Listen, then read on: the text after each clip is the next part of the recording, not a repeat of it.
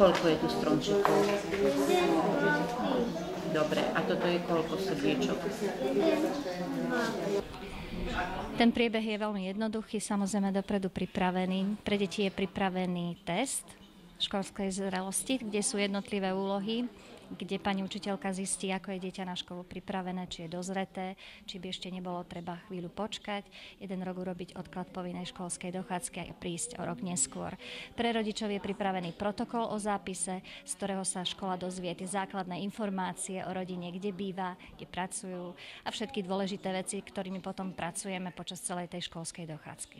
Keď prebehne zápis, deti za odmenu dostanú nejaké maličkosti, no a potom už len čakajú na rozhodnutie, či budú prijatí alebo nebudú prijatí. Samozrejme, zriaďovateľ vypracoval kritériá, ktorými sme sa stotožnili a na základe toho budeme vydávať rozhodnutia o prijatí na našu školu.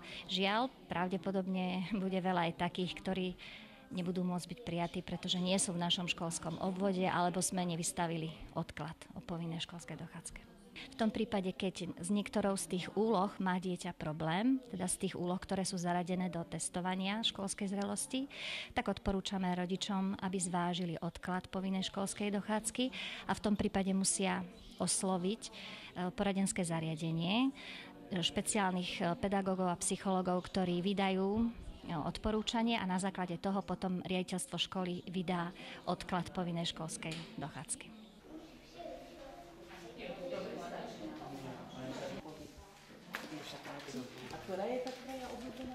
Ako sa ti páčil zápis?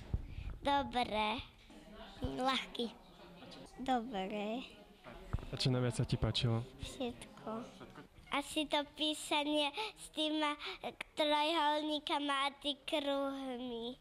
Na zápis sme sa zvlášť nepripravovali. Vlastne tie vedomosti, čo získa v škôlke, tak vlastne myslím, že ich využije aj tu.